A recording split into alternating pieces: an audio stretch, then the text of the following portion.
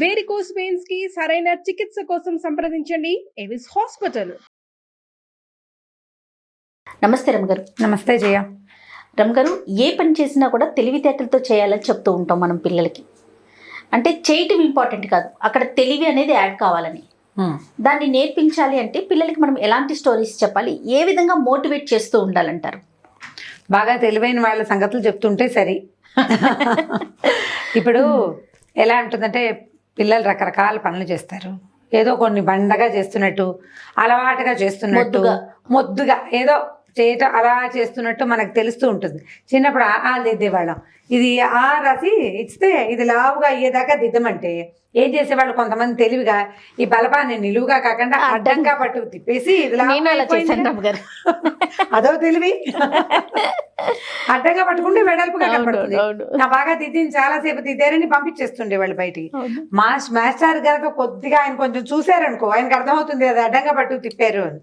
ఇప్పుడు పిల్లలు ఏంటంటే పని నుంచి తప్పించుకోవడానికి ఒక తెలివి, బాగా పని చేయడానికి ఒక తెలివి.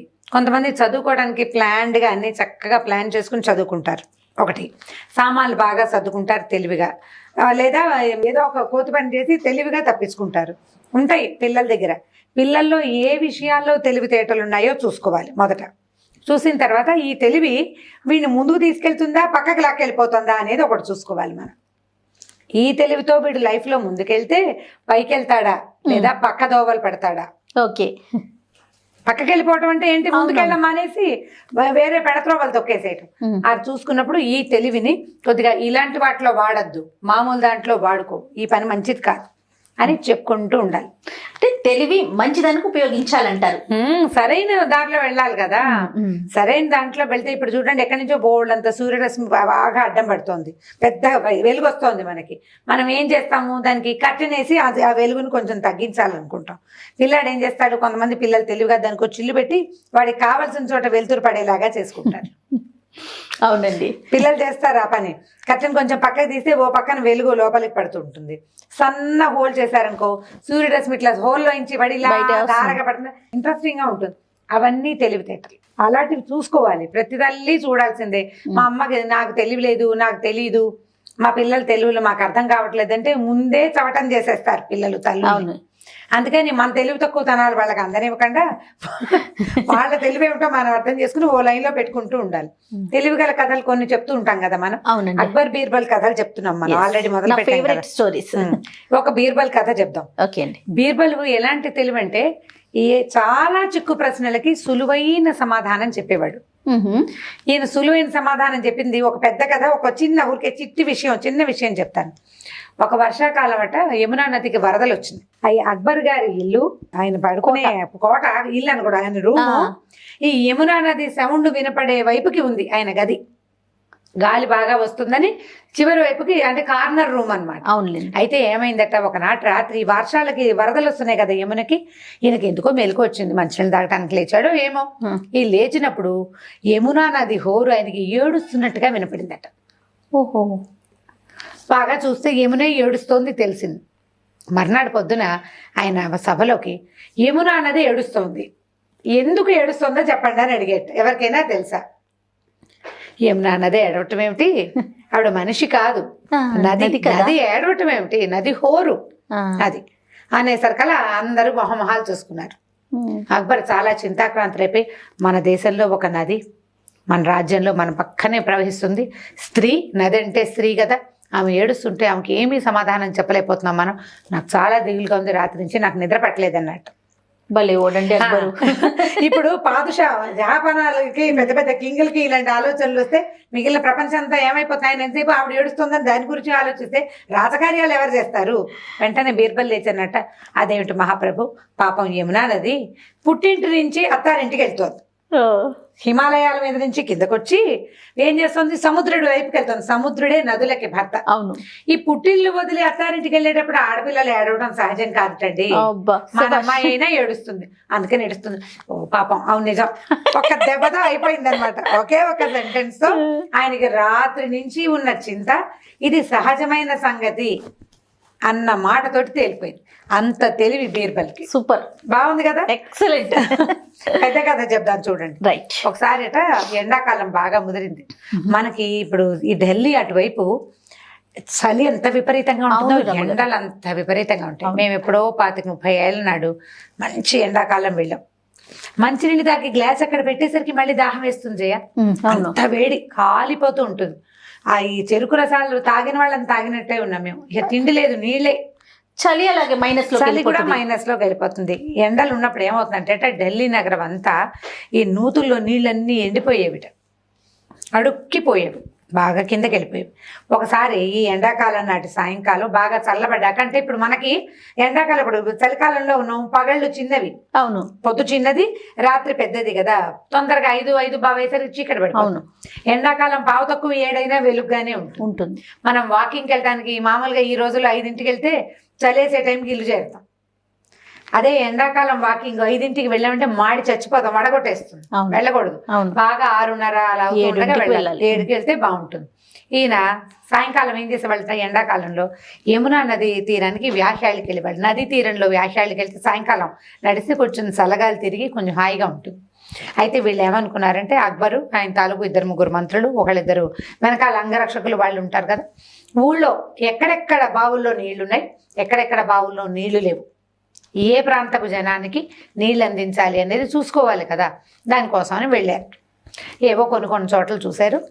వీళ్ళకి కాస్త బాగా దూరంగా ఉన్న ఒక చోట ఆవులు, కొన్ని గేదెలు అవి ఇవి కనపడుతున్నాయి. ఢిల్లీ వైపు గేదెలు తక్కువ, ఆవులు ఎక్కువ. కోసాలు ఉంది, ఏవో 1-3 కనపడుతుంది. ఓ 10-15 ఇళ్ళు ఉన్నాయి. ఇక్కడ పెద్ద నుయ్యి ఉంది. ఉండేసరికల్లా అన్ని నూతుల దగ్గరికి వెళ్ళి వంగి చూస్తున్నారు.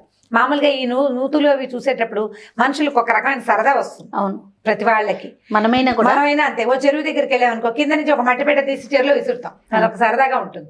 లోపల ఆ చిన్నపిల్లల తాలూకు ఉత్సాహం ఒకటి ఉంటుంది అనమాట. ప్రతి మనిషిలోనూ ఒక పసివాడు ఉంటాడు. ఈ పసివాడితనంతో వీళ్ళు ఏం చేశారు, ఈ నుయ్యి దాకా పోయారు, నూతులోకి వంగి చూశారు. లోతుగా కనిపిస్తుంది, అడుగు కనపడిపోతుంటే బీర్బల్ ఏం చేశాట, ఓ గులకరాయి కింద నుంచి తీసి వేసి ఇలా వేసాడు, జార విడిచాడు, తంగుమని లోపల పడేసరికల్లా అందరూ నవ్వారు. బీర్బల్ చిన్నపిల్లాడు అయిపోయాడని. అలా కాదు, మనం వేసిన వస్తువు వేసినట్టుగా కనపడుతోంది, ఇప్పుడు ఏం వేసినా ఇందులో నుంచి తీసుకోవచ్చు, నూతులో ఏం పడినా తీసుకోవచ్చు. వర్షాకాలం అయితే ఏమవుతుంది, నూతులో ఏదైనా పడితే తీయలేము. అవునండి, నీళ్ళ నుంచి తీయడం కష్టం కదా అనేసరికల్లా ఈయన ఏం చేశాడు, అక్బరు వేలుకున్న వజ్రపు ఉంగరం తీసి ఓ రాయికి ఇంకో రాయి తోడు అని టిక్కుమని వేశాడు. ఒక ధ్యాస కంటే సరదాకి చేసేసాక వీళ్ళ అయ్యో ఉంగరం పడేస్తున్నారన్నారు. అప్పటికే ఉంగరం కాస్త కిందకి వెళ్ళిపోయింది. బీర్బల్ వేసిన రాయి పక్కనే ఈ ఉంగరం కూర్చుంది. మామూలుగా జహాపన అంటే ఆయన చిన్న పర్సనాలిటీగా చాలా పెద్ద భారీకాయుడు. ఓ 1.5 తులం ఉంగరం అయితే గానీ ఆయన వేలికి చాలదు. ఉంగరం పెద్దది, ఒంటిరాతి డైమండ్ ఉంగరం, లావుపాటి వజ్రం కనపడుతోంది, పైనుంచి మెరుస్తోంది.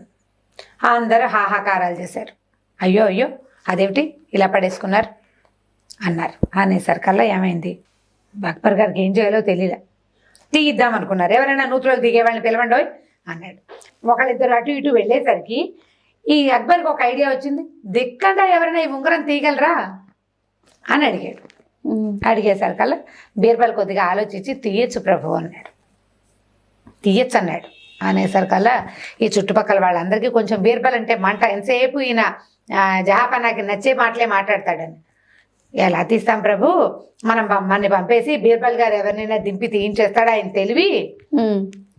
ఇప్పుడు నూతులో నీళ్లు ఉన్నాయి అనుకో, ఏ బొక్కనో వేసి లాగుతారు అనుకోవచ్చు, నీళ్లు లేవు, ఎలా తీస్తారు? ఉంగరం ఏమో ఇంత వస్తువు, ఎంత ఉంటుంది ఉంగరం, అది వజ్రం లావుపాటిదైనా ఉంగరం కాస్త 1.5 తులం అంత వస్తువు కాదు కదా, ఇంత వస్తువు, అది ఎట్లా తీస్తారు?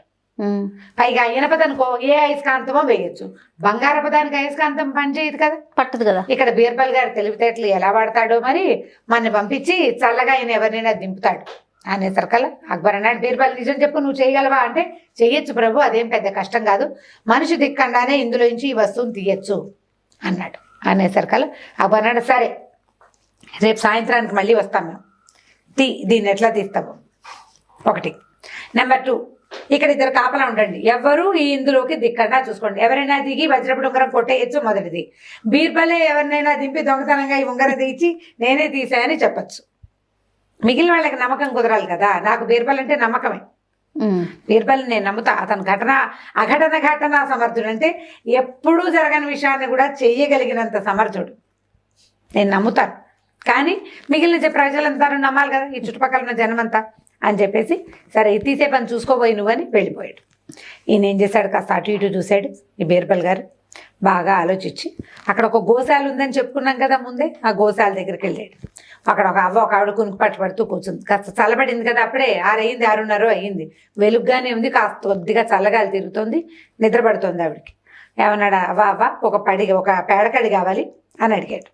దానికి ఏం భాగ్యం నాయన, ఒక కడి పేడకేముంది, తీసుకో, బోళ్ళ నావులు అన్నీ మనమే, నీకంటేనా అంది. అనేసరికి ఈయన ఏం చేశాడు, అక్కడి నుంచి ఇంత ఆవు పేడని ఎత్తుకున్నాడు చేతితోటి. దాన్ని ఇట్లా ఎగరేస్తూ బాల్ లాగా చేసుకున్నాడు. తీసుకొచ్చాడు, ఆ నూతులోకి గురి చూసి విసిరాడు. కరెక్ట్గా విసిరితే ఈ పేడ కరెక్ట్గా ఎక్కడ పడింది, ఉంగరం మీద పడింది.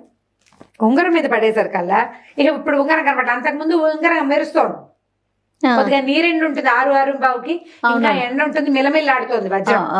ఈ పేడ వెళ్ళి దాని మీద కూర్చోగానే ఏమైంది, ఇంకా ఉంగరం కనపడలే, అంటే కరెక్ట్గా ఉంగరం మీద పడింది అనమాట. అక్కడి నుంచి ఏం చేశాడు, ఆయనకి నడుముకి ఓ ఉత్తరీయం ఉంటుంది, మామూలుగా నడుముకి కట్టుకుంటారు కదా దట్టిలాగా, దట్టి ఊడదీసి ఒక 5-6 పీలికలుగా చింపేశాడు. దాన్ని ఒకదానికొకటి గట్టిగా ముడేసి ఒక పొడుగాటి తాడు తయారు చేసుకున్నాడు. ఒక పెద్ద రాయిని, గులకరాయిని తీసి దాన్ని కట్టి దాన్ని తీసుకెళ్ళి ఏం చేశాడు, ఈ తాడు సహాయంతో ఆ పేడకడి మీద పడేలాగా పడేశాడు. పడేసి తాడు కోసని అక్కడ చెట్టు కట్టేశాడు.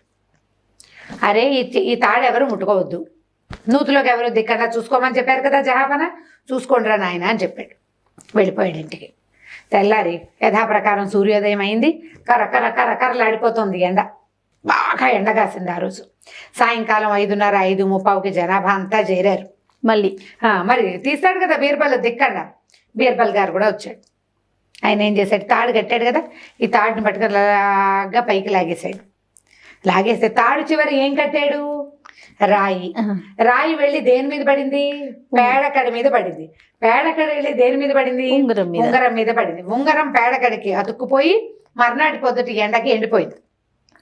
ఈ రాయి కూడా పేడకడిలోనే ఉంది. పేడకడి అంటే ఇంత ఉండదు. ఈయన ఏం చేశాడు, బాగా ఇంత ఉండ తెచ్చాడా. ఇప్పుడు ఈ కింద నుంచి ఉంగరం అతుక్కుంది, పైనుంచి రాయి ఎత్తుకుంది. ఇలా లాగితే తొందరగా వచ్చి ఊడిపోతుంది. అలాగా లాక్కుంటూ వచ్చాడు.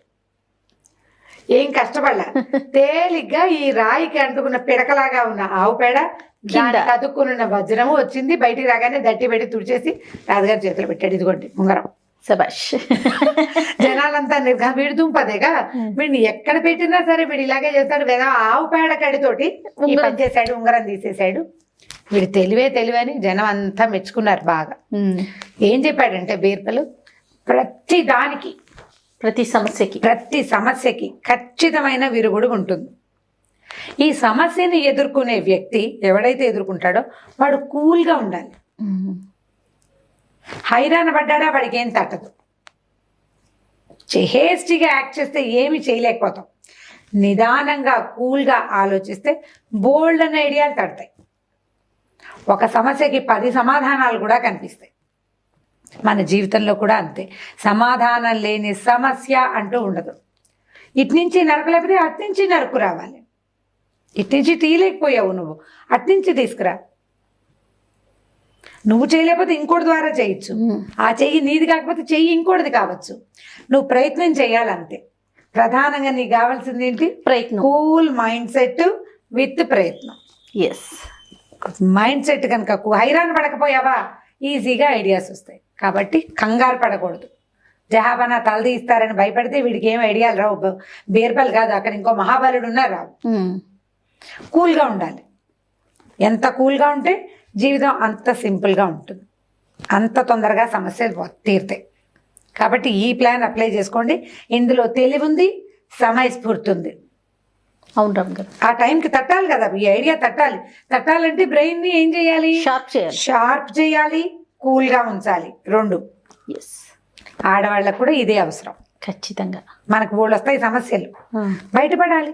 సమస్య వచ్చినప్పుడు కదా అది మనం ఆలోచించగలిగా. అది అయిపోయాకోలైతే సమస్య లేనప్పుడు అలా చేస్తే బాగుండేది, ఇలా చేస్తే బాగుండేది, నేను ఇలా అంటే బాగుండేది, ఈ సమాధానం ఇలా చెప్తే బాగుండేది కాదు. అప్పటికప్పుడు చేయాలంటే నువ్వు ఎంతసేపు ఫోన్లో ఉండి ఎప్పుడు కాలక్షేపం చేస్తూ గప్పాలు కొట్టుకుంటూ పిచ్చి కబుర్లు చెప్పుకుంటూ పని పాట లేకుండా ఉంటే బ్రెయిన్ షార్ప్గా ఉండదు. నువ్వు ఇన్ టైం పడుకుని అంటే ఇప్పుడు కరెక్ట్గా టైం చెప్పాలి చేయాలి. 9:30 ఇది నీకు పరీక్ష 10:30 కనీసం 9:30 అయితే మరి మంచి చిన్నపిల్లల టైము, పెద్దవాళ్ళ టైం కాదు. 9:30కి ఇంట్లో ఆడాళ్ళు ఎవరికి పనులు పడుకోలేరు, కష్టం. 10:30 అయితే ఓకే, నీకు నెమ్మగా పని చేసి పెడతారు కాబట్టి తెలియట్లేదు బహుశా. కుదరవు 9:30 రమ్మగారు. మీరైతే 9:30, మాదైతే 10:30. 10:30కి పడుకున్నా 5:30, 6 o'clock నిద్ర లేచేయటం. ఆదివారం కదా అని 10ంటికి లేస్తాను అనొద్దు, ఎర్లీగా లేవటం. నియమబద్ధమైన జీవితం, కరెక్ట్గా ఈ టైంకి. ఇవాళ సెలవు కదా, ఇవాళ పండగ కదా, ఇవాళ అది కదా ఇది కదా అని స్నానాలు, పూజలు, భోజనాలు, టిఫిన్లు అన్ని వాయిదాలు వేయటం చేయొద్దు. ఇన్ టైం చేయండి, ఇంటాక్ట్గా చేయండి. దానివల్ల మీ మీద మీకు కంట్రోల్ ఉంటుంది. కరెక్ట్గా చేయాలి. ఈ కరెక్ట్గా చేసినప్పుడే షార్ప్గా ఉంటారు. ఎలా పడితే అలాగా, ఏది ఎలా ఉంటే అలాగా, ఇవాళ రోజు ఎలా ఉంటే నా పని అలా ఉంటుంది అన్నవా. నీకేముంది షార్ప్నెస్, బద్ధకిష్టుతనం ఉంటుంది. బద్ధకిష్టులు షార్ప్గా ఉండలేరు. బద్ధకాన్ని వెడనాడండి అమ్మా, బద్ధకాన్ని పారద్రోలండి మీ దగ్గర ఉంటే. పిల్లల తల్లులకి అసలు బద్ధకం పనికిరాదు, ఎందుకంటే మీ పిల్లలకి క్యారీ అయిపోతుంది అది. అవును, మీ తెలివి క్యారీ అవుతుంది, బద్ధకం అది కూడా క్యారీ అవుతుంది న్యాచురల్లీ. అది పోయి అదొకటి వచ్చి ఇది రాకుండా ఉంటుంది ఏమిటి, ఇది కూడా వస్తుంది. కాబట్టి జాగ్రత్త పడండి, be sharp. Exactly. Thank you so much Ramma గారు. ఈ క్షణం నుంచి మేమంతా షార్ప్గా ఉంటాం. ట్రై చేయండి. రైట్ అండి, ఇంకొక వీడియోతో మళ్ళీ కలుద్దాం తప్పకుండా. ఇక ఈ వీడియో కనుక మీకు నచ్చినట్లయితే లైక్ చేయండి, షేర్ చేయండి. మరిన్ని వీడియోస్ కోసం మా ఛానల్ని సబ్స్క్రైబ్ చేసుకోండి.